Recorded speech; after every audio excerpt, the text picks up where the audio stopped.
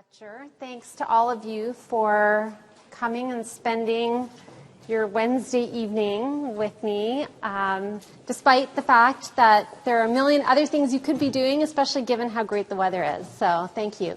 But I will say that Fanon is a fascinating figure, and so I think it will definitely be worth your while.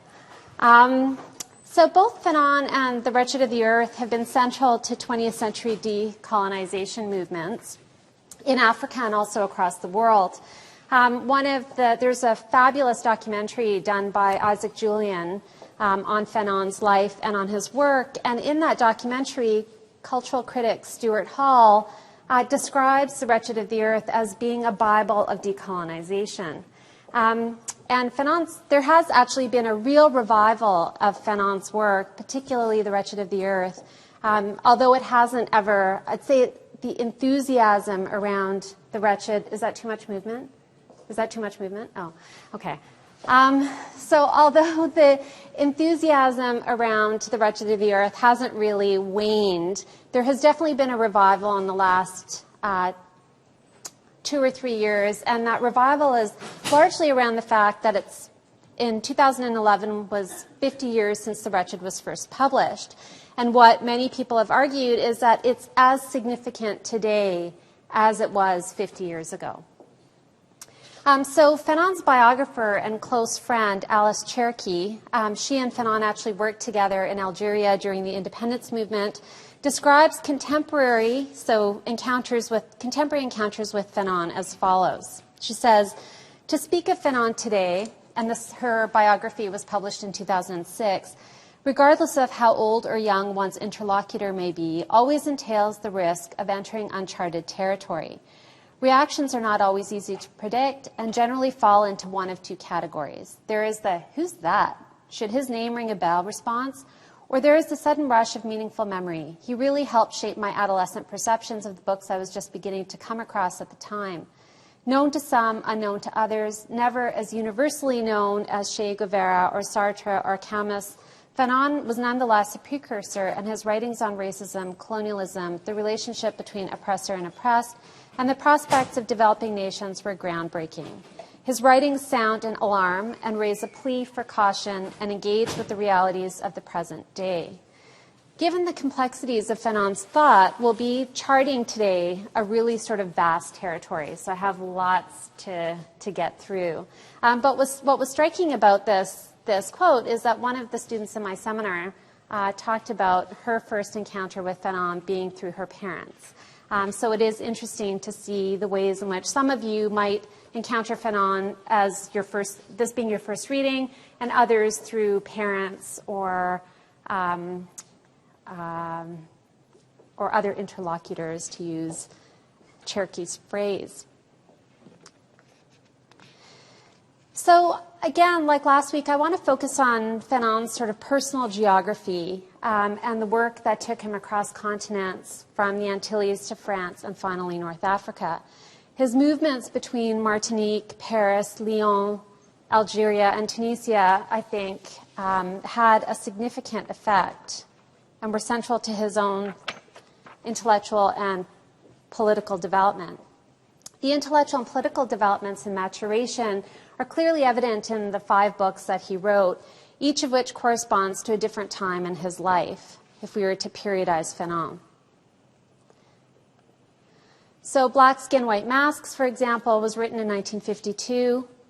And this text was written when Fanon was a student in Lyon and reflects his own encounters with racism in Paris and in France more generally. And I will be talking a little bit about each of these, well, at least 3 of these texts in the course of the lecture. A Dying Colonialism and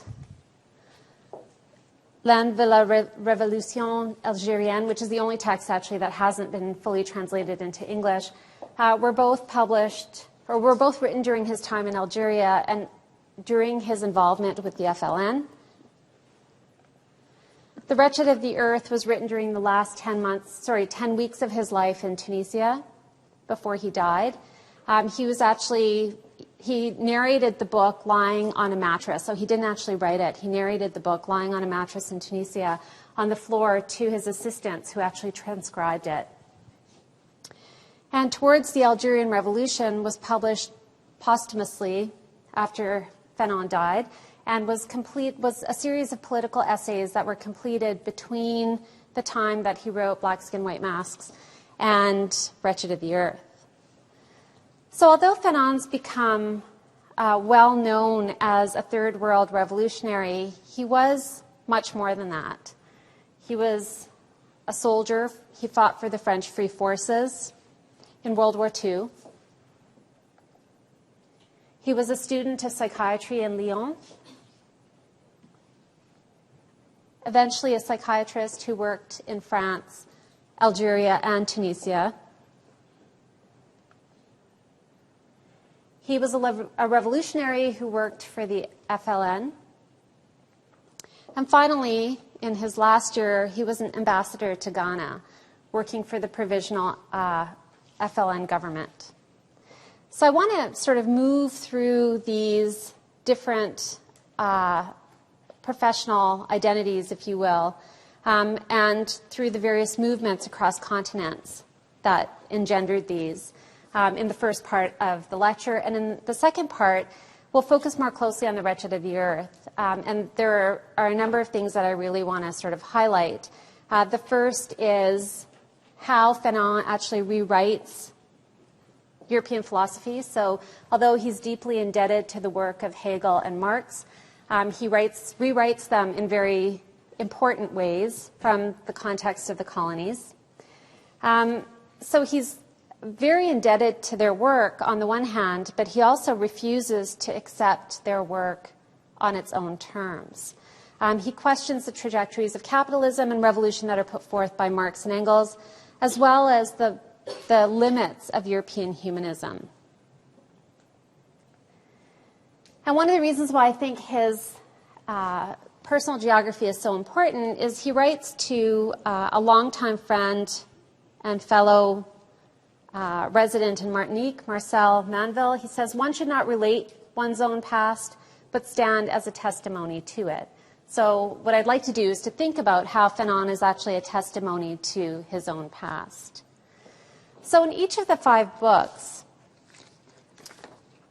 Fanon, a French citizen from Martinique, is looking back at France, first from the Lesser Antilles, which is Martinique, and then from Algeria, from the vantage point of the colonies, where Europe is no longer the center.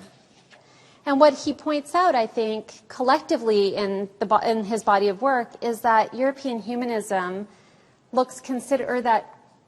that European humanism and that European philosophy look considerably different than they do when one is situated in Europe, as a European looking outward. So if we think back to Marx and Engels last week, remember that the trajectory of capitalism that they traced was one that would begin in Europe and expand outward. And Fanon is deeply, deeply challenging this claim.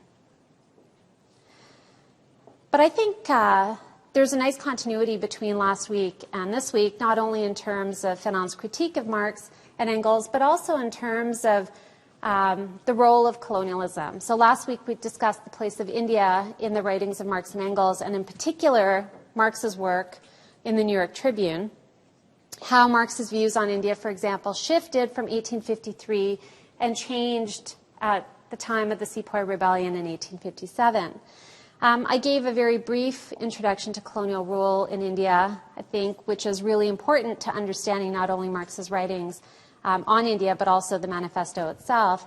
And what I want to do is spend a little bit of time today talking about France and about French colonialism, and particularly about France's occupation and destruction of Algeria, because I don't think that Fanon actually has the kind of force can't be read with the kind of force that that is embedded in his writing unless we actually understand this background or this context. So recall that for Marx, England's role in India was both destructive and regenerating. It required the annihilation of old Asiatic society and the laying of the material foundations of Western society in Asia. More so than the British, however, the French described its imperial pursuits to be part of this larger project of the civilizing mission. The people and places in its colonial territories required development, modernization. So like Britain, France also had a double mission, if you will. That was to destroy and to regenerate or to recreate. So the destruction is in terms of local customs, traditions, and the regeneration is about implementing and importing a French colonial society. And I'll return to this point in a couple of minutes. So like Britain, France also had two empires. The first consisted of 17th century acquisitions in the Caribbean. The second focused largely on North and West Africa. So this is Martinique. Oh, sorry. Not there yet. So Martinique, Fanon's place of birth, was part of France's first empire. It was actually charted in the 17th century.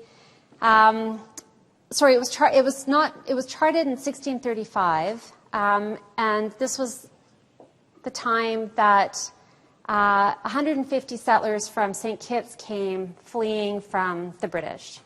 And then what we see happen post 1635 is that so many of the French settlers who actually come to Martinique are Huguenots, and what we see happen is that France starts sending Huguenots to Martinique because they're refusing to reconvert to Catholicism. So France and Britain were often in conflict with one another, and what we see is the demise of France's first empire because of various conflicts with the British. So the British annexed various territories. One of those territories is Martinique.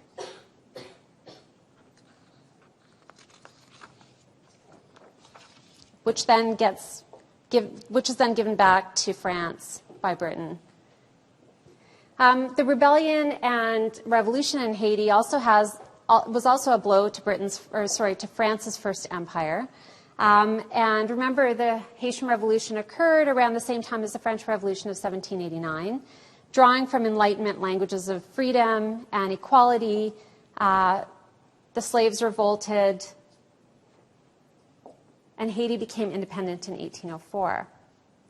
So France's second empire was very much influenced by some of the same concepts, including mise en valeur, which is translated into the idea of development or modernization, progressive improvement. And mise en valeur focused on economic progress, including the modernization of land and industries, but it also focused on the development of backward and primitive societies. So the backward and primitive societies, France argued, were potentially French citizens. This idea that people could be recreated and recultivated to become almost French.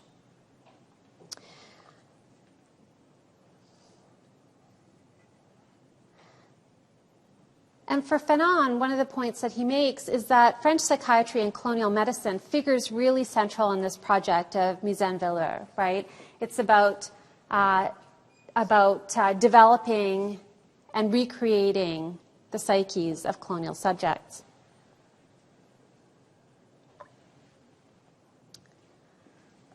So Algeria is, of course, one of the most significant territories in France's Second Empire.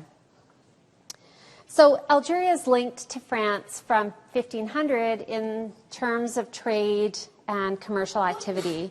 If we actually, I'm sorry, I don't have a map that actually shows the proximity between Algeria and France, but what you see is that the proximity is really quite, the proximity is actually really quite close, right? So we see these trade routes developing from the 1500s onward, but it's in 1830 that France actually takes control of Algeria, when Algiers is forcibly seized from the Ottomans.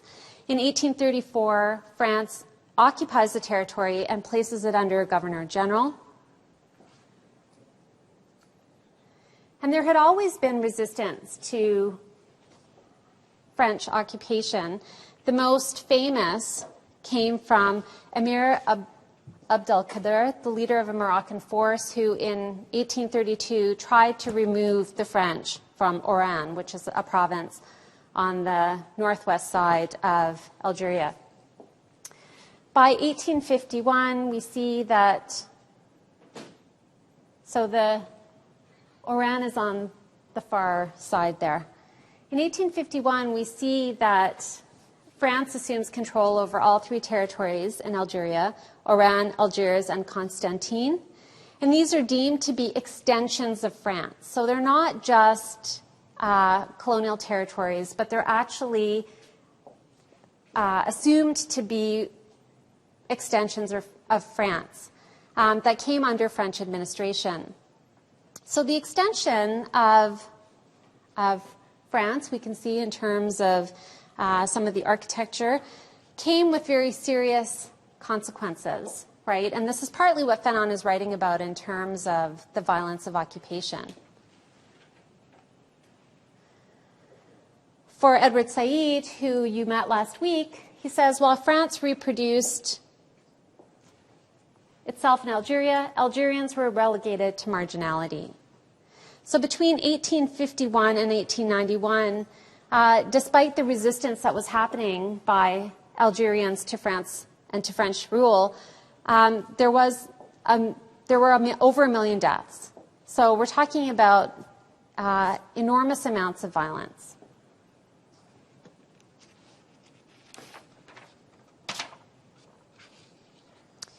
In the 19th century, Algeria was seen to be this very effective way of dealing with the instability that the French monarch was actually experiencing, and that the revolutions that Marx and Engels were so hopeful about. So remember the Paris Commune, all of these things.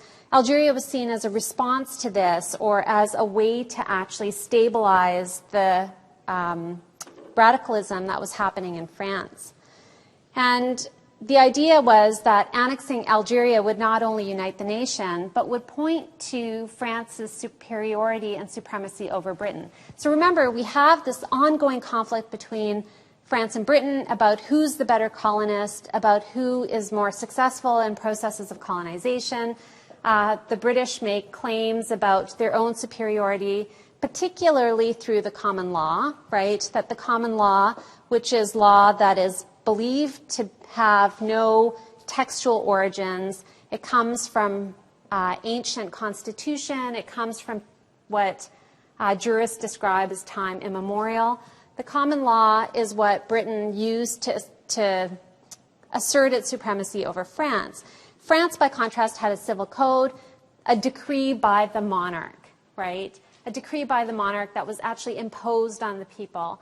And Britain argued that they were far better than France because the common law was actually a law that developed over time, and it was a law that was produced by the people for the people.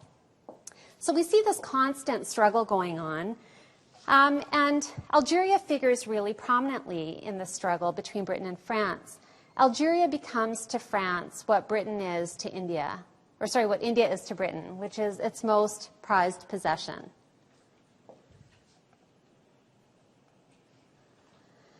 So Alexis de Tocqueville, a prominent French political philosopher, visited Algeria in 1841 and again in 1846 when he was trying to get elected to Parliament.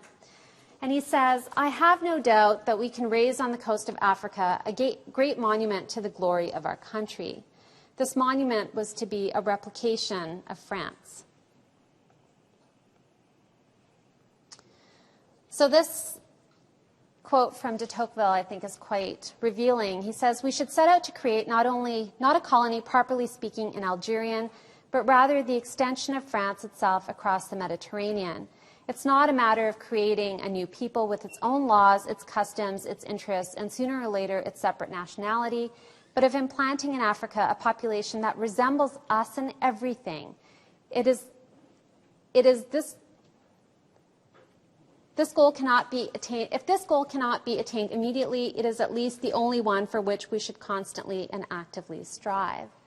So the extending France to Algeria required the institutionalization of extreme and intense violence, right? So 1 million Algerians are already dead. It requires the destruction of customs, traditions, people, in favor of a population that resembles France in everything. And land and deterritorialization was a very significant part of this process. So land and deterritorialization was a fundamental aspect of French occupation. Algeria became home to hundreds of thousands of French settlers, also known as colons or pieds noirs, which literally means black feet. These were essentially peasant farmers and members of the working classes who were sent to, some went voluntarily, some were actually sent to Algeria. They established farms and vineyards in Algeria which furnished French-style cities. So these are the pieds noirs leaving Algeria at the time of independence, and they were only allowed to take 2 suitcases. The rest of their belongings had to stay in Algeria. And here are some images of the French style of architecture, the European Quarter in Algiers in 1933, and the indigenous house at around the same period. So the numbers of French citizens actually increased dramatically with France's loss of Alsace-Lorraine at the end of the Franco-Prussian War. Settlers also came from other European countries. So in 1886, there were approximately 219,000 French citizens and 211,000 settlers from Spain and Italy. So we see that the settlers in Algeria are not only French, but they're actually coming from other places in Europe.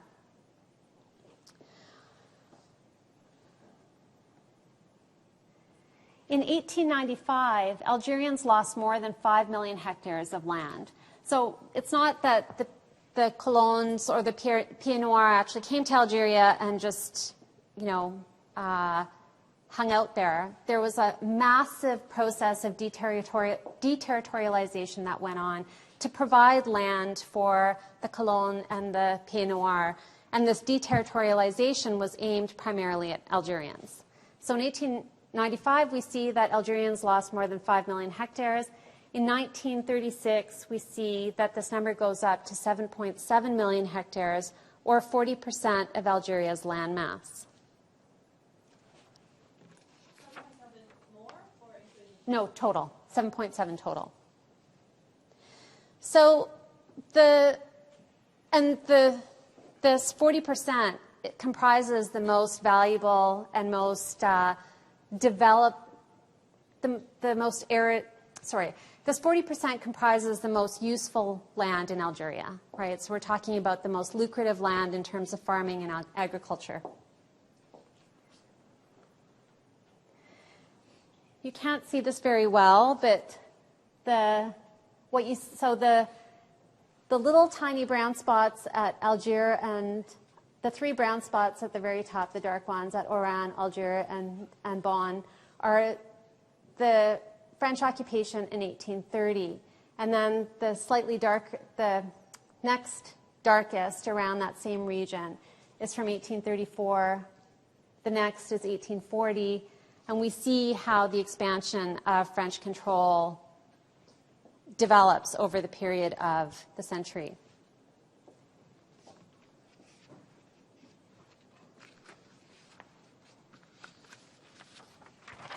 So to accommodate French settlers, Algerian lands were actually confiscated from indigenous people under the Warnier Law of 1873. And a number of laws followed this particular legislation aimed at dispossessing indigenous people and opening up lands for settlement. So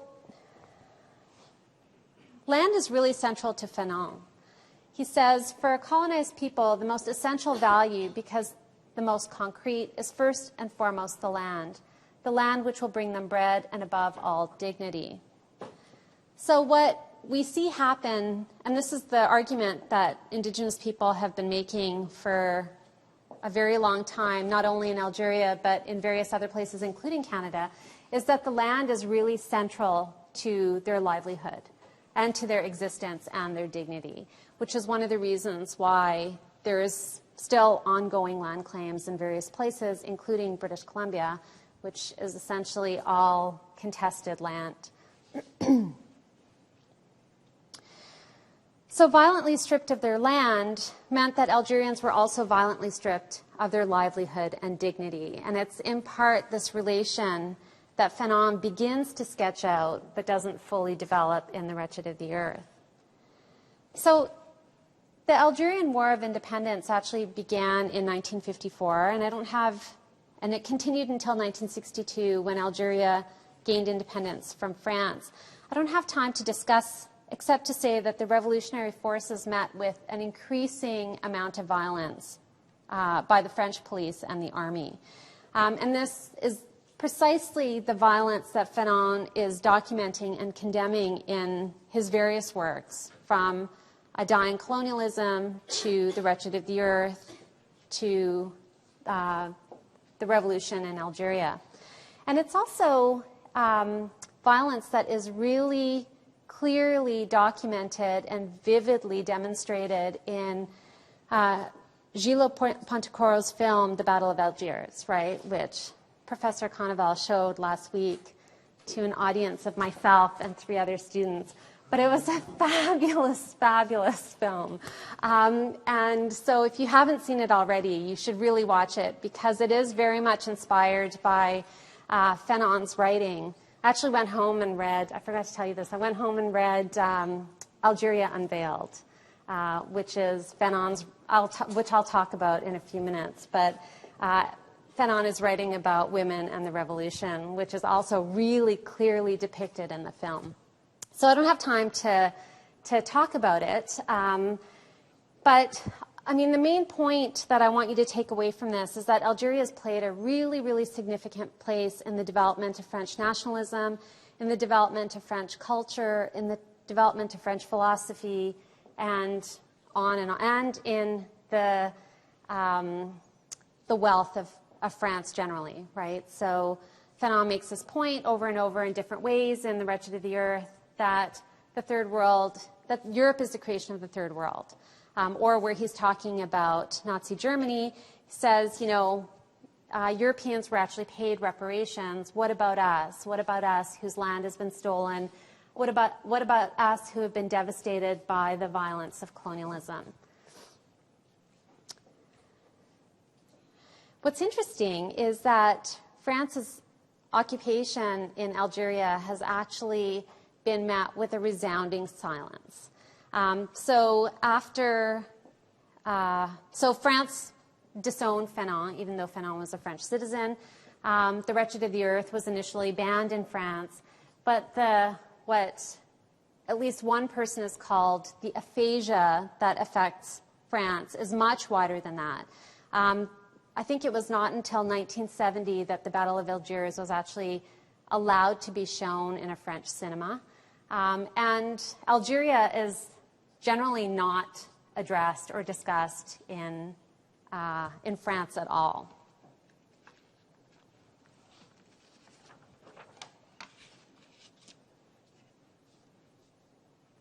And this is significant because if we just think about the Algerian War of Independence, the FLN estimated that 1 million Algerians were killed, 2 million were sent to camps, and there were also numerous raids and tortures that were inflicted upon Algerians and North Africans more generally living in Paris or in France at the time.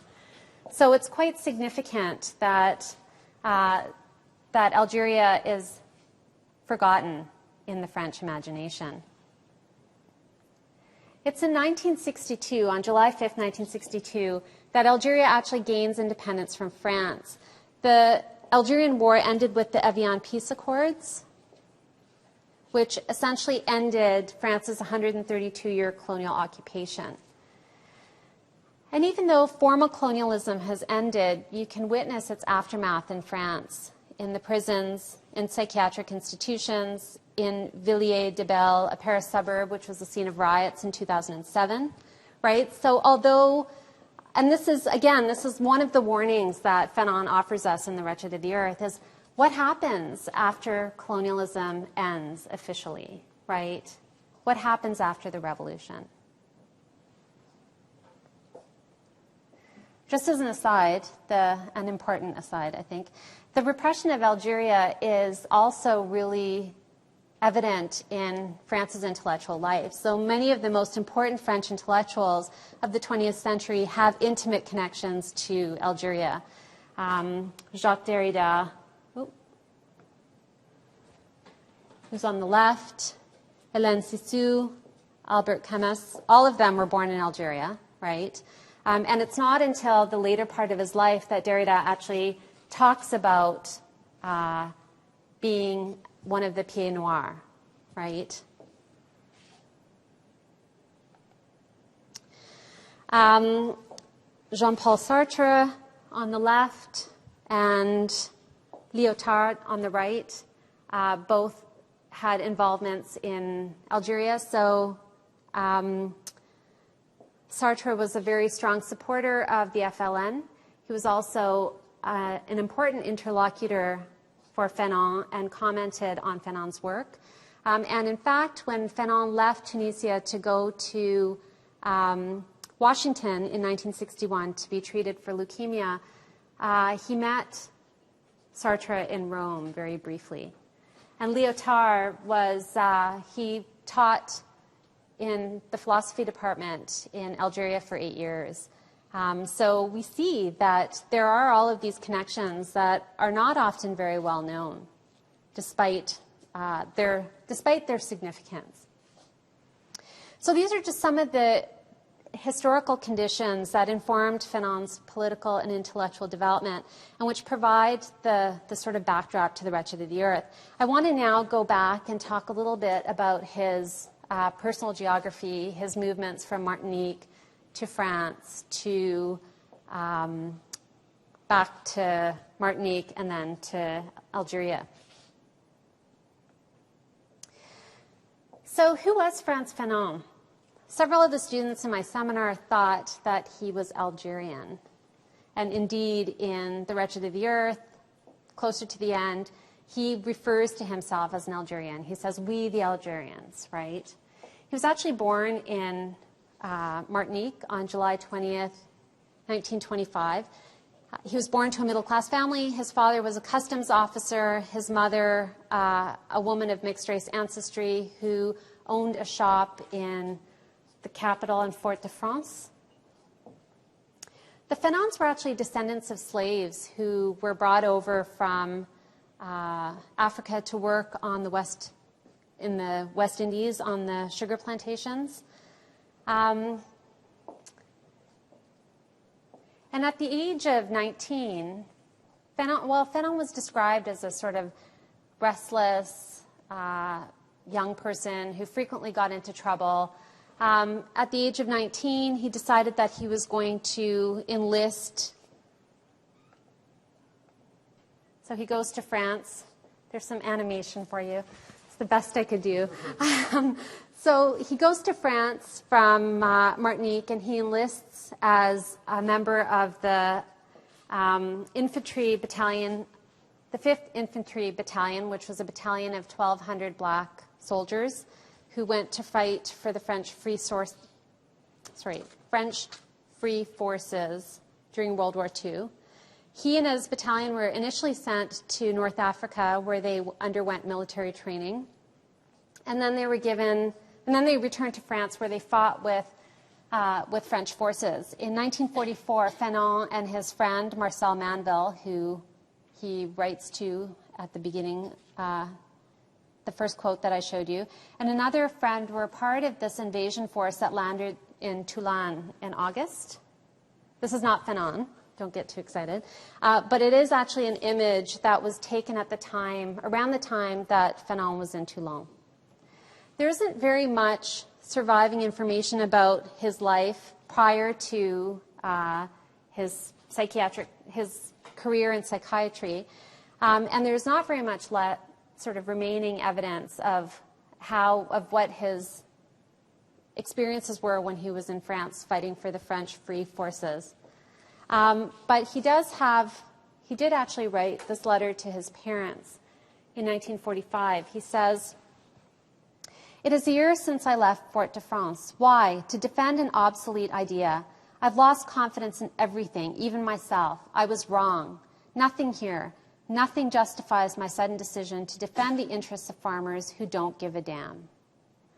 Ultimately, Fanon's not just writing this letter because he's homesick, right? He's not saying, "Oh, I miss you, Mommy and Daddy, and I wish I never went to fight in World War II."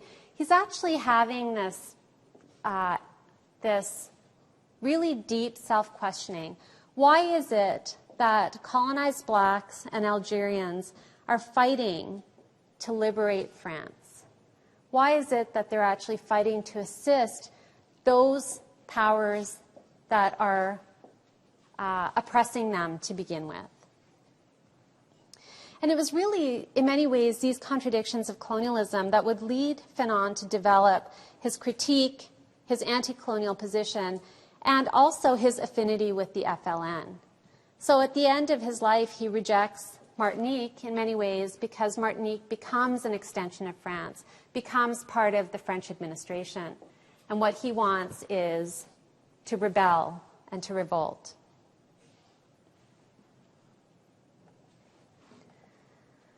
So Fanon actually returns to Martinique after the war.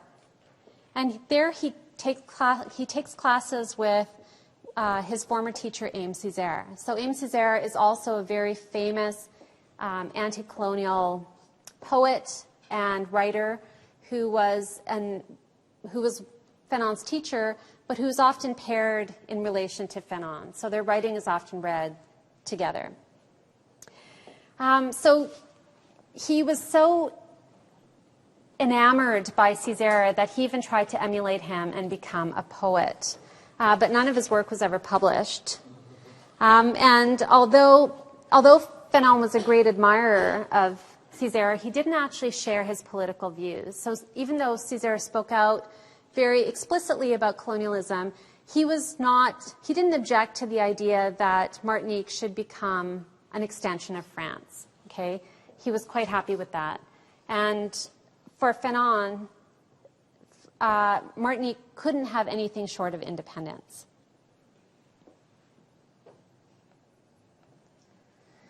So in 1945, he leaves Martinique again, and this time he goes to study dentistry in Paris. He doesn't really know what he's going to do, but he has a sort of vague idea that he wants to become a dentist, and he's going to go to Paris to pursue his education.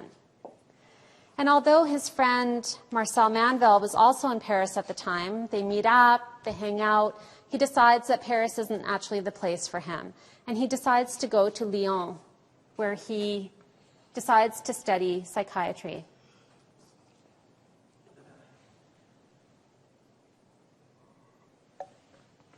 So it's interesting because people have been trying to figure out, all of his biographers have been trying to figure out why it is that Fanon went to Lyon, left Paris and went to Lyon, especially given that he had this, robust community of friends and acquaintances in Paris. Why would he leave? And so one of the explanations offered is that he had heard that Merleau-Ponty had been lecturing in Lyon, and he decided, he was a huge fan of Ponty, who was a phenomenologist, and decided that he would go to Lyon to pursue his education and to attend the lectures by Merleau-Ponty. And it was in this period of his life that he actually writes Black Skin, White Masks.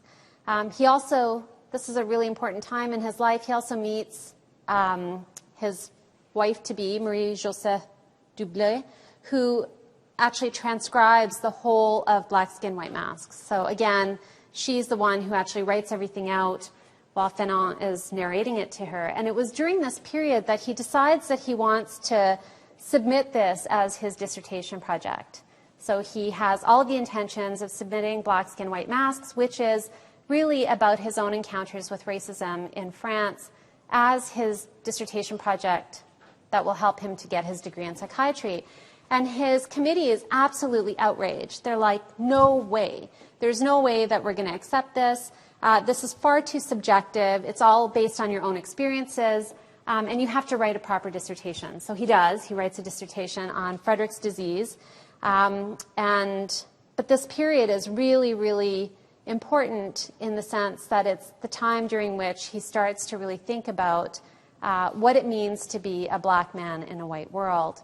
And this will have a dramatic effect on his thinking, both in A Dying Colonialism and in Wretched of the Earth. So I want to spend a little bit of time talking about black skin, white masks, and then we can take a break. So as I mentioned earlier, Black Skin, White Masks is Fanon's first book. And it's been described in two ways. It's been described as a book that is about his experiences in France, his experiences with racism in France. So the very famous quote that comes from this book is, "Look, Mama, a Negro," right? Fanon is on the train. He regards himself to be a French citizen, and a child looks at him and says, "Look, Mama, a Negro." And so this is like a formative moment for Fanon. He realizes, again, what it means to be a black man in a white world. So it's been described as partly about his encounters in France, but it's also been described as a book on Martinique, on Fanon's reflections on Martinique. He says, "Since I was born in the Antilles, my observations and my conclusions are valid only for the Antilles, at least concerning the black man at home." And here in this text, we can actually see very clearly the influences of both Sartre and Hegel, as well as the influences of psychoanalysis, particularly Freud and Lacan. So Fanon begins his book with an epigraph from Césaire. So you see how important Césaire is to his thinking. Césaire says, "I'm talking of millions of men who have been skillfully injected with fear, inferiority complexes, trepidation, servility, despair, abasement." So like Fanon, Césaire is also very interested and concerned with the effects of colonialism on the psyches of the colonized, right? So what does colonialism do? How does it actually psychically destroy the people that are under its rule? And this is precisely partly what Black Skin, White Masks begins, the project that it begins, and that Wretched of the Earth really finishes.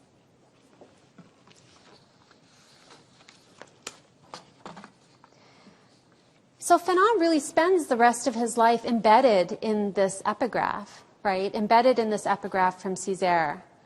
He's concerned with these complexes, trying not only to understand them and their effects, but also to change them. He describes his own motives for writing the book as follows. He says, "What does a man want? What does the black man want? The black is not a man." Fanon is trying to understand this dialectical relationship between black and white. And here we see Hegel's influence. He says, "In the course of this essay, we shall observe the development of an effort to understand the black-white relation. The white man is sealed in his whiteness, the black man in his blackness." Although Fanon definitely sees the subordination of the colonized as being partly economic, right? He refers to this in the Wretched of the Earth. He also talks about the significance of land. But in Black Skin, White Masks, he's really concerned with how these relations are internalized. How are the relations between black men and white men internalized and, as he describes it, epidermalized? And this is where we really see the important influence of Hegel. So I don't want to go too much into, I see people need some caffeine or something. I don't want to go too much into Hegel's thinking, except to say that Hegel's master-slave dialectic, or it's actually Lord Bondsman, master-slave, is really significant and really central to Fanon's thinking. So here Fanon also turns, like Marx, turns Hegel on his head, but for very different reasons. He says if we actually think about the master-slave dialectic, it doesn't work when we read it or think about it through the context of colonialism and through colonial violence. So maybe this is a good place to take a break, 5 minutes, and then we'll come back ready to discuss Hegel. Okay. Okay, so I'm going to skim over the part on Hegel, but I just want to say a couple of things, and that is that for Hegel, freedom is self-consciousness, right? And he makes the argument that the master can only actually be conscious through the presence of the slave. So it's the slave that's linked to thinghood, right, or inhumanity, that cannot be thought of as anything other than a thing, that allows the master to actually achieve recognition. So the master achieves recognition through the slave and becomes dependent on the slave for his own self-consciousness. For Hegel, the master-slave dialectic ends with the slave revolting against the master by considering the master to be an object. So there's this whole process of objectification that goes on. And it's through this process that the slave actually realizes his own subjectivity. So Fanon makes the argument that the master-slave dialectic doesn't actually work in the context of the colonies, right? The lord-bondsman relationship breaks down when we start to think of it along the terms of master-slave. For Fanon, humanity is the bond between self and other. I'm only human if another sees me as human. And this is precisely the problem with the black man. So he says that the master doesn't look at the black man for recognition. The master actually looks at the black man because he needs a workforce, right? So for Fanon, the black is not human, or the black is not man. I changed it to human.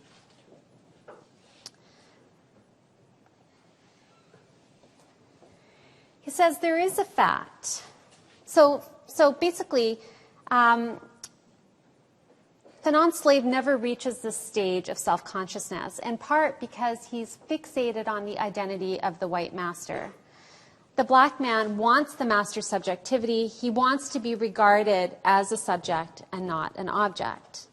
So in Black Skin, White Masks, Fanon writes, there is a fact, white men consider themselves superior to black men. There is another fact, black men want to prove to white men at all costs the richness of their thought, the equal value of their intellect.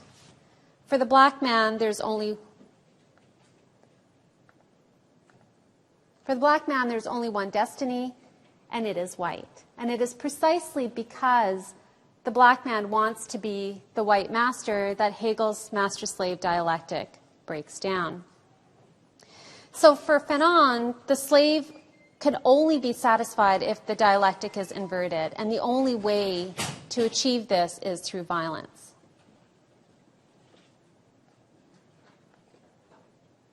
And here we see the sort of beginnings of his thinking about the significance of violence for decolonization. It says, for the Negro who works on a sugar plantation in Le Robert, there's only one solution, to fight. He will embark on his struggle and he will pursue it, not as a result of a Marxist or idealistic analysis, but quite simply because he cannot conceive of his life otherwise, other than in a form of battle against exploitation, misery, and hunger. So for Fanon, violence is the only way for the black man to come out of or to break this dialectic. And I'll return to this in a few minutes I'll return to the question of violence and subjectivity when we move to talk about the Wretched of the Earth.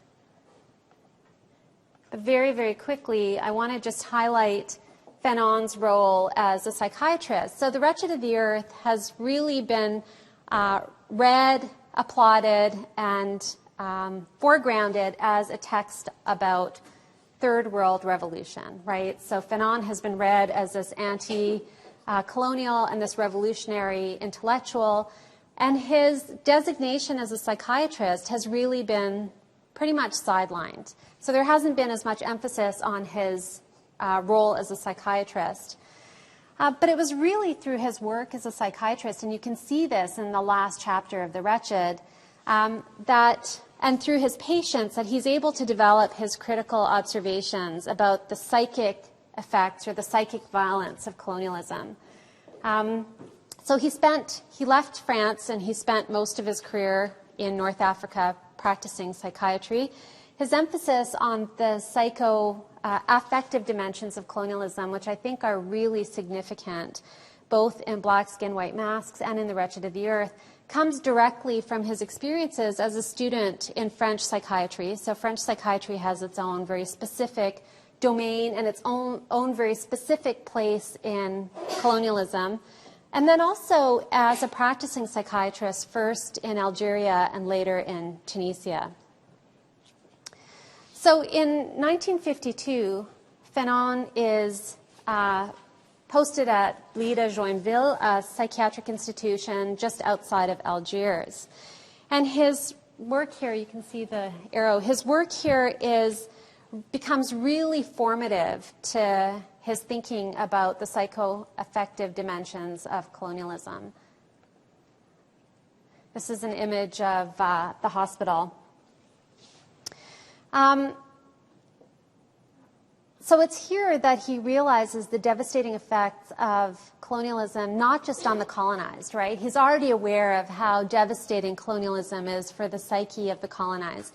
He explores this through his own experiences in Black Skin, White Masks. But it's when he goes to Blida that he really realizes how significant the psychic effects of colonialism are also for the colonized. He often treated torturers and those tortured on the same day. And it was here that he really viewed the colonial asylum to be part of this apparatus of the colonial state. So the violence of colonialism that he's condemning is not about individual police officers beating Algerians or individual soldiers shooting Algerians. It's about a whole infrastructure, a whole arsenal, he calls it, a whole arsenal or a whole apparatus that produces violence in a totalizing form. So there has been some interesting writing on Fanon as a psychiatrist, and some have argued that we could really read The Wretched of the Earth not only as this sort of manifesto for Third World Revolution or for African Revolution, but we could also read it as a critique of colonial psychiatry and of the mental asylum itself. So Fanon dies in 1961, just before there's a massive set of critiques about psychiatry and about the psychiatric institution. One of them comes from a French philosopher who also has ties to North Africa, to Tunisia, which is Michel Foucault. So he could be read as a predecessor to these critiques that come several years after he passes away.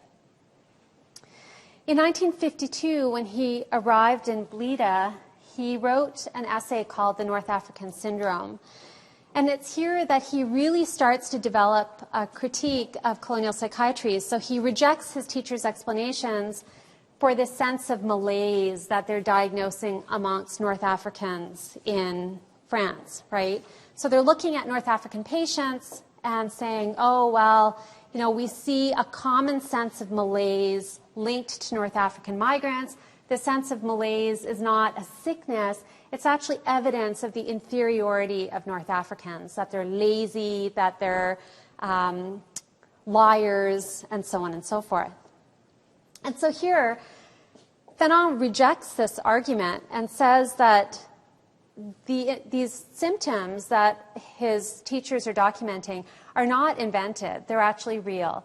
They're the effects of, they're the violent effects of minorities living in a hostile society, so North Africans living in Paris, but they're also the violent effects of individuals being forced to live under colonial rule. It's important to realize that French colonial psychiatry, that Algeria was central to the development of French colonial psychiatry. So there is something called the Algiers School of Psychiatry that develops around this period. And this is precisely what, so this is actually a body of scholarship that is, and a body of research that's being done in Algiers in the Faculty of Medicine. And the Algiers School of French Psychiatry develops out of this, out of the work of a psychiatrist named Antoine Porot and his protégés. And between World War II and the Algerian War of Independence, they're very prolific, right? So they're writing lots of articles, documenting their observations about what they see among the Algerians. And they become, in many ways, the leading voice of French psychiatry. So Fanon is completely arguing against them. These are like a very powerful group of psychiatrists, and he's saying, you know, that North Africa cannot be seen as a site of Muslim madness, he calls it, as the Algiers school claimed. That in fact, what you see there are the effects, the psychic effects of an unbearable violence. And that psychopathology was the real response to the bodily and psychic pressures that are placed on colonial populations, right? So if you read Wretched of the Earth carefully, you see that Fanon talks about muscular tensions. He talks about the ways in which violence is actually embedded in the body and in the mind and its various effects, right? And so he's saying to the Algiers School of French Psychiatry that these are real symptoms that need to be taken seriously. And the only way that we can take them seriously is if we actually think about the effects that colonization is having on the Algerian population. So you see this critique in The Wretched of the Earth. He says, the Algerian doctors who graduated from the Faculty of Algiers were forced to hear and learn that the Algerian is a born criminal. I remember one of us, in all seriousness, expounding these theories he had learned and adding, it's hard to swallow, but it's been scientifically proven. The North African is a criminal, his predatory instinct a known fact, and his unwieldy aggressiveness visible to the naked eye. The North African loves extremes, so you can never entirely trust him. Today, your best friend, tomorrow, your worst enemy. And although, you know, we could read this as being insignificant, but considering how important the Algiers School of French Psychiatry was, it's quite significant that they're actually publishing this material about the Algerian-born criminal and about the various manifestations that are evident to the visible eye.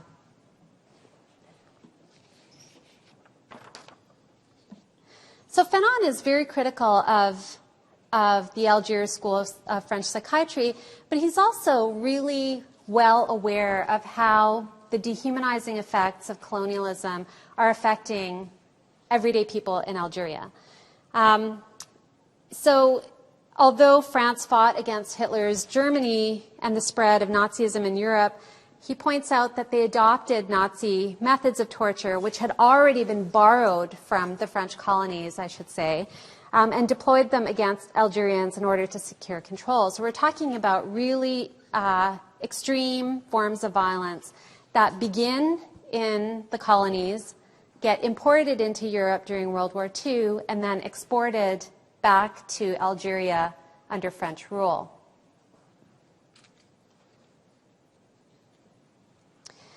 So 3 years after he arrives in Blida, he establishes links with the FLN and is treating many of their members in secret. So he's teaching them how to cope with torture tactics. He's teaching them how to survive the kind of violence that is being inflicted upon them on a daily basis. And he was, in 1956, he was recruited to join the FLN by Ramdan Abain. And it's at this time that he, only 4 years after practicing psychiatry in Blida, that he decides that he's going to resign and join the FLN. And he writes, this is his an excerpt from his resignation letter. He says, "There comes a time when silence becomes dishonesty. The ruling intentions of personal existence are not in accord with the permanent assaults on the most commonplace values. For many months, my conscience has been the seat of unpardonable debates, and the conclusion is the determination not to despair of man, in other words, of myself. The decision I have reached is that I cannot continue to bear responsibility at no matter what cost, on the false pretext that there's nothing else to be done." So by this point, he finds it unbearable to have to treat colonizers, the French and the Algerians, simultaneously. He writes about that in the last chapter of Wretched of the Earth. But he also refuses to believe that colonial psychiatry is the only way to initiate change, right? The colonial asylum is not working. It's an extension and apparatus of the colonial regime of French occupation. And the only way to actually elicit change or to initiate change is through revolution. After resigning, he's actually asked to leave Algeria. And he goes to Tunisia, where he works for an FLN newspaper, El Mujahideen. And then in 1957, he begins his work as a diplomat for the Algerian provisional government. And he meets a number of important figures in the African independence movement, in various African independence movements, including Patrice Lumumba, who was the Congolese independence leader, as well as Kwame Nkrumah, who was Ghana's independence leader and who saw Ghana achieve independence from British rule in 1957.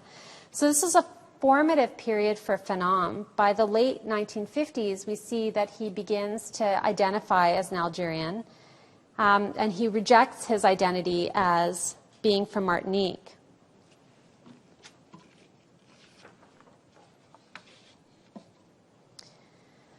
And after he died in 1961, France disowned Fanon, as I said earlier, and The Wretched of the Earth was banned in France as heresy. His last desire was actually to be buried in Algeria, and he was, in fact, buried 600 meters, I think, from the Tunis border inside of Algeria. And then in 1965, 4 years later, his remains were exhumed, and he was actually given a proper burial in a martyr's cemetery at Ain Kerma. His wife, Josie, continued to live in Algeria, and she actually committed suicide in 1989 and is also buried in Algeria under a Muslim name. And she committed suicide because she could not, because so little had actually changed in the sort of post-independence era. The intensity of violence continued in various forms. So she committed suicide and has since been buried in Algeria as well under the Muslim name Nadia. So I realized that, just very quickly, this is, in A Dying Colonialism, Fanon actually writes about the role of women in the revolution in a chapter called Algeria Unveiled. And I think it's a really significant text, and one that, as I said earlier, is really vividly portrayed in the Battle of Algiers. So Fanon recognizes the significance of the veil in both colonialism and anti-colonial movements. He sees it being read as a symbol of patriarchy, right? The fact that women are the ones who are being forced to wear this. We see many of these arguments being made in terms of the invasion of Afghanistan, about the need to actually liberate women from their patriarchal cultures and the fact that women are being forced to wear a veil. So he recognizes that in 1959. He also sees it as a signifier of colonialism and as a site of struggle over, as a site of colonial struggle. So the French government wants to liberate these women. There's discussions about the veil and its oppressive functions. But most importantly, he sees it as an important part of the revolution. So the veil becomes a really significant element in the Algerian War of Independence. Very quickly, the veil worn by the women appears with such constancy that it generally suffices to characterize Arab society. This idea that the veil is Arab society. The Arab woman is first of all who wears the veil.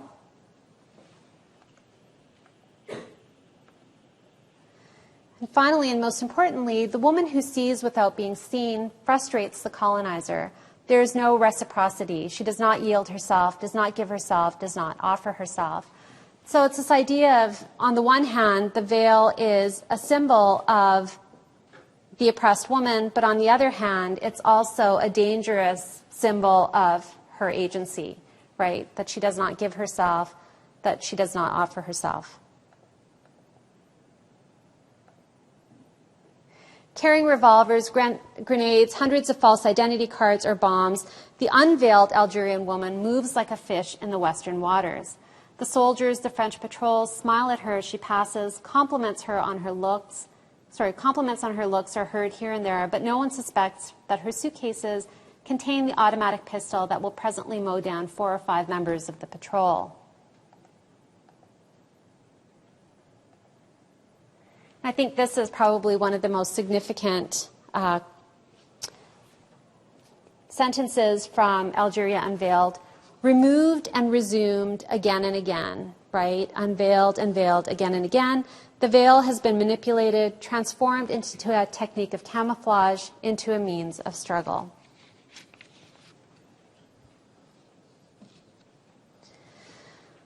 So the Algerian War of Independence really became Fanon's identity, his work, his passion. He firmly believed that the revolution would produce this new humanism that he was dreaming about in Black Skin, White Masks, and later in The Wretched of the Earth. And the humanism that Fanon actually had in mind was a humanism that was set out by Abain in 1956. It was this idea that Algerian citizens would all be equal, irrespective of ethnicity. So Algeria was predominantly a Muslim country. There was a sizable population of indigenous Jews and also, of course, a very large settler population. So Algeria would be all Algerians would be citizens first, and then Jews, Muslims, Christians, men, women second. And so it was this, and I think in many ways, this essay on Algeria Unveiled is really a testament to the new humanism that Fanon saw percolating or saw emerging in the context of the revolution. So finally, The Wretched of the Earth. So why all this background? Why have I spent like most of my time talking about all of these other things other than the fact that I'm just meandering my way through to get to The Wretched of the Earth? Why not just go into the text itself? As I said earlier, I think this is a really significant text in that it's a culmination of many of Fanon's ideas that he develops in other places. And it's also, one might say, the sort of apex of his movements between Martinique, France, and Algeria, and Tunisia, and a summation of his first-hand experiences of colonialism in each of these places. So in France, his experiences of racism in France, his experiences of colonialism in Algeria and in Tunisia. What's interesting about The Wretched of the Earth is its urgency, right? You read it and it has this intense urgency. You can just feel it on the page. And that urgency is an urgency in a double sense. So as I said earlier, Fanon is actually writing this in the 10 weeks before he eventually dies, right? So that's urgency in terms of failing health. But it's also an urgency in the sense that this is also the just before the end of the Algerian War, right? So there is a sense of exhaustion, everyone describes Fanon as being angry. I actually think that he was really just exhausted and exasperated by everything that he saw and encountered. So there is a certain kind of exhaustion. What happens after 8 years of fighting a war for independence when the resistance movement is only met with more violence, more soldiers, changing intensities, and so on and so forth? And so I think that this is what this urgency is. It's about the urgency of his own failing health, and it's also about the urgency of what will happen to Algeria and what is to be done. So Fanon's intellectual debts to Marx, Hegel, and Sartre are vividly apparent here as well. And I want to talk a little bit about how he rewrites Marx and Engels' trajectories of capitalism and of revolution. What Hegel and Marx are both missing, Fanon argues, is the structuring and organizing aspects of race, right? So he's very clear at the outset of The Wretched of the Earth. On page 5, in fact, he says, looking at the immediacies of the colonial context, remember, immediacies that he is completely embedded in, it is clear that what divides this world is first and foremost what species, what race one belongs to. In the colonies, the economic infrastructure is also a superstructure. The cause is effect. You are rich because you are white. You are white because you are rich. This is why a Marxist analysis should always be slightly stretched when it comes to addressing the colonial issue. In the colonies, the foreigner imposed himself using his cannons and machines. Despite the success of his pacification, the colonized always remains a foreigner. The ruling species is first and foremost the outsider from elsewhere, different from the indigenous population, the others. Right? So on the one hand, we see that that for Fanon, race is really central in terms of dividing. Race is really central in terms of not only dividing the colonial landscape, but also in terms of entitlements, right? Who is entitled to be considered a human? Who is entitled to move freely? Who is entitled to own land? And so on and so forth. But what he also points out, I think, in this really important passage is that there is this constant anxiety on the part of the colonizer, right? That even though the colonizer has entered Algeria as a settler, claiming to have entitlements through an entire colonial bureaucracy, that there's still this anxiety of foreignness. There's still this anxiety of being from elsewhere and not being indigenous.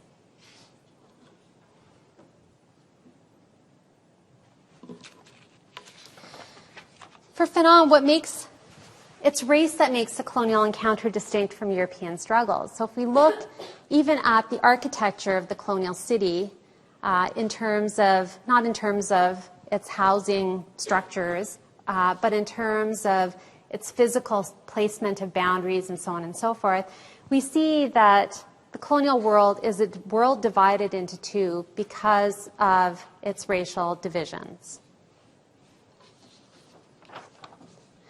So the occupation and appropriation of territory is based on this presumed superiority of the French, who do everything to distinguish themselves from the Algerians. It's interesting in the Battle of Algiers, the ways in which Algerian women can actually very easily pass as French, that there isn't that much on the surface or visibly. There isn't that much on the surface that can visibly define or identify or distinguish an Algerian from the French, right? So the French do everything to distinguish themselves from the Algerians, these indigenous people who are thought to be dirty, lazy, cunning, unassimilable, those who are removed from their territories and cordoned off in the Kasbah. So ultimately, for Fanon, race is the reason that the colonized world is divided into two. And the two sides, importantly, do not make a whole. So it's not that you have these two sides and you can combine them and they make a whole. It says the native sector is not complementary to the European sector. The two confront each other, but not in the service of a higher unity. Governed by a purely Aristotelian logic, they follow the dictates of mutual exclusion. there is not conciliation. One of them is superfluous. And the superfluous one is the native quarter. I think what Fanon really points to and what's really significant is that the divisions in this colonized world don't simply exist, right? They require a lot of labor. A lot of work goes into producing these divisions. That labor is ideological, but it's also material. So through the barracks, through the police station, through stone and steel. Remember, the settlers' town is a town of stone and steel. Through lights and paved roads, which only exist in the town, in the European quarters. In short, through violent means. If we think about all of these practices, the barracks, the police, even the stone, the paved roads, and the light, you think about the ways in which these completely change the physical landscape of the land. So this can only be achieved through violent means. Fanon doesn't only rewrite Marx's base and superstructure through race, but he also challenges the primacy that Marx puts on the proletariat as the revolutionary class, right? So for Fanon, the proletariat is not the revolutionary class.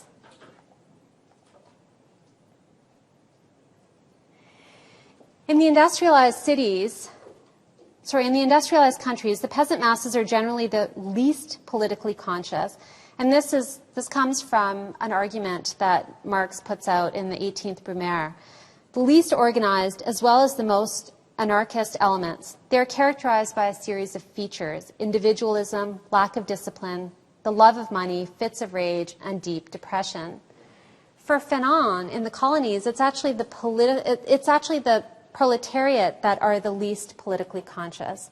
They're the ones who are pampered by the colonial regime and have the most to lose in its demise, right? So they're the ones who have become assimilated and absorbed into the colonial regime. They're the ones who are fattened up by the French. For Fanon, the distinctions between the proletariat and the lumpen proletariat, or the wretched of the earth, what he describes as the wretched of the earth, are often articulated in divisions between town and countryside. He says the peasants distrust the town dweller, dressed like a European, speaking his language, working alongside him, sometimes living in his neighborhood. He's considered by the peasant to be a renegade who has given up everything which constitutes the national heritage. The town dweller is a traitor, a mercenary who apparently gets along very well with the occupier and strives to succeed in the context of the colonial system. So given that the town dweller and the proletariat have become so deeply absorbed into the colonial system, for Fanon, they're not the ones who are going to produce change or incite revolution. It's the peasant classes in the colonies that are the revolutionary classes. And while he agrees that they might be the waste products of colonialism, right, because for Marx, the lumpen proletariat are the waste products of capitalism, so he doesn't disagree there. He says, yes, they might be the waste products of colonialism, those living in the slums, those living at in the most degraded conditions of humanity. But Fanon gives them the force and agency of Marx's proletariat and says that they will be the ones to incite revolution. The lumpen proletariat, this cohort of starving men, divorced from tribe and clan, constitutes one of the most spontaneously and radically revolutionary forces of a colonized people. So I want to spend the last part of the lecture just focusing on the question of violence. This is the aspect of the Wretched of the Earth that's drawn the most attention and that has been incredibly controversial. So for Fanon, clearly violence is the foundation of colonialism. It is what makes colonialism possible. But it also offers the potential for decolonization. The violence of colonialism is so intense, so embedded within institutions, within the psyches of the French and Algerians, that he describes it to be atmospheric.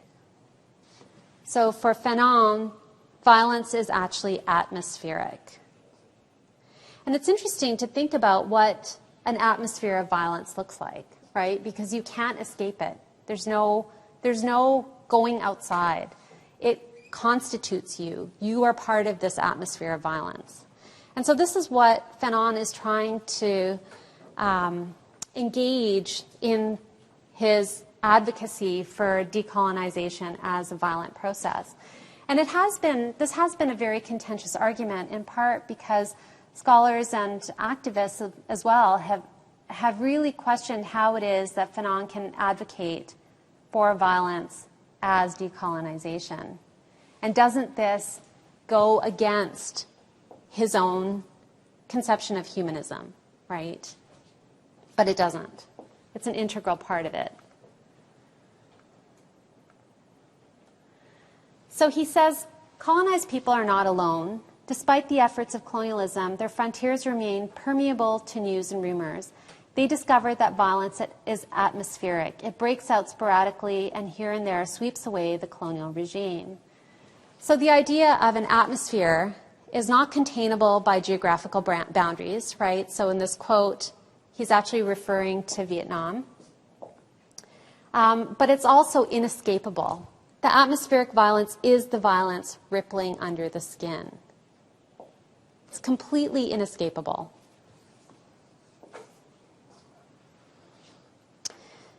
In Algeria, the violence and exploitation against Algerians under French rule was unprecedented, both in intensity and form. So the tactics used by the Nazi regime, as I said earlier, aimed at exterminating the Jews during World War II, were borrowed from various colonial contexts, including French colonialism in Algeria. And Fanon makes this argument in Wretched of the Earth. He says, Nazism transformed the whole of Europe into a genuine colony. Now, there's a lot of debate and discussion as to what he means here, because he doesn't actually elaborate. What does it mean to say that Nazism transformed the whole of Europe into a genuine colony? One way of thinking about this is through Aimé Césaire's discourse on colonialism that we know was very influential to Fanon's thinking. So it was during the Holocaust that violence perfected in the colonies with such savage intensity was the first time witnessed in Europe. And Aimé Césaire says Hitler's crime was the fact that he applied to Europe colonialist procedures which until then had been reserved exclusively for the Arabs of Algeria, the coolies of India, and the blacks of Africa. So it was precisely because that intensity and level of violence, the extremity of violence, that had been routinized in the colonies, right? That just became part of life in the colonies. It was expected, it was something that you endured, was introduced into Europe. That, for Césaire, is Hitler's crime. What made the Holocaust so horrific was that the violence that was used against black and brown bodies, those who were lacking humanity, could now be used against Europeans. So Fanon here is highlighting, and there's been some amazing work done. I'm thinking about Zygmunt Bauman's book, Modernity and the Holocaust, about how the violence of the Holocaust and the Holocaust itself becomes completely routinized and bureaucratized. And this is what Fanon is identifying. He's identifying the ways in which violence becomes an integral part of the colonial bureaucracy. It's the instrument through which the French rules. And there's a footnote in Wretched of the Earth where he actually describes the violence of the French to be genocidal, right? He describes it as genocidal. And it's a genocidal drive that not only destroys the colonizer, but also the colonized, traumatizing and annihilating. But for Fanon, violence is not only the purview of the colonized, it's also the site of decolonization. The colonized subject discovers reality and transforms it through praxis, his deployment of violence, and his agenda for liberation. And this is precisely what has made Fanon's writing so contentious, is this idea that it's through praxis and through the deployment of violence that a liberation becomes possible. And yes, Fanon emphasizes the centrality of violence to the colonial encounter, both in terms of colonization and decolonization. But I think that his writing and his thinking about violence is much more complicated and much more ambiguous than some scholars have given him credit for. So what exactly does Fanon mean when he writes about violence?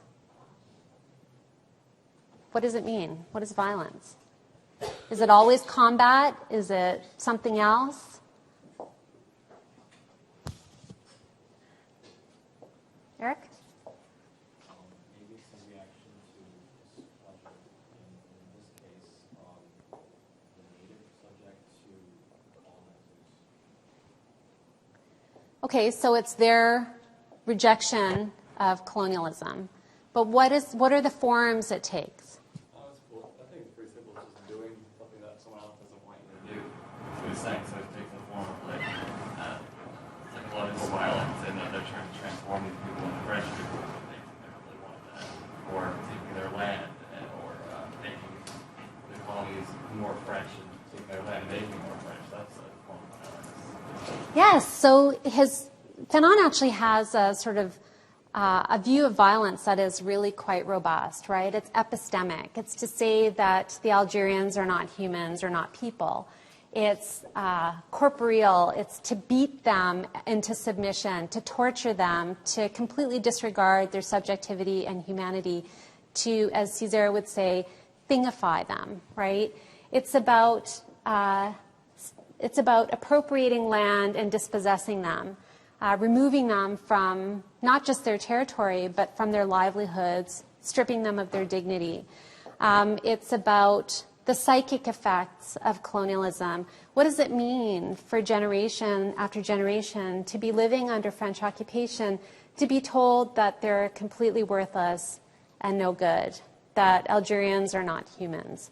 So he has a very sort of wide-ranging view on what violence is. He sees violence as political, as clinical, and as instrumental. And revolution itself, I think where these complexities really become evident is when we think of revolution as both an individual and a collective endeavor, right? So the mobilization of the wretched of the earth has both a collective dimension as well as an individual dimension. And the individual dimension is about repairing the psychic destruction that colonized peoples have had to endure. So the violence that Fanon is referring to is not only a violence that's directed at the other, it's also a violence that's directed at the self, right? It's about the production of this new humanism is in part about a certain kind of psychoaffective survival. How does one survive the effects of colonialism? How does one extract oneself from the colonial machinery in which one has become embedded? If we think about the violence of colonialism as atmospheric, how do you actually extract yourself from that atmosphere? And for Fanon, that process is central. That process is centrally rooted in violence. Violence is central to the identity of the colonized. The French can only account for themselves or only assert themselves by denying the humanity of the Algerians.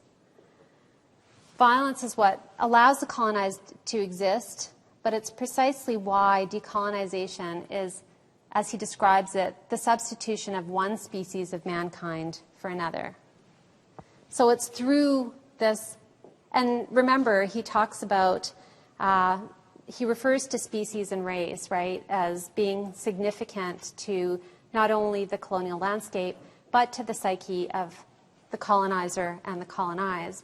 So this psychic, the psychoaffective dimensions that require violence for revolution or for transformation are ones that are deeply embedded in the relationship between black and white.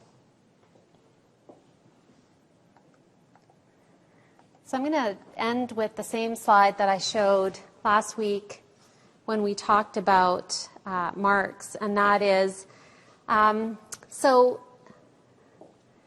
Fanon today, so as I said at the outset of my lecture, 2011 was 50 years since the publication of The Wretched of the Earth. And what many have argued is that Fanon's, so not just his condemnation of colonialism, but his diagnosis and his warnings about colonialism seem as central today, if not more central today, than they were 50 years ago. So if we think about the Arab Spring, the Occupy movement, and what's interesting about the Arab Spring is that many of the images that we see of the Arab Spring are images of women, right? Women as being at the forefront of the revolution. And then also Idle No More, which is a movement that, as I've said like 3 times now, okay, who knows what Idle No More is? Oh, yay, there's more hands are going up than when I first asked this question, when I think only 3 people said that they knew what it was. Well, what's interesting about Idle No More is that it actually started as a critique of this omnibus bill that was directed at changing treaties and the Indian Act without consultation with Indigenous people.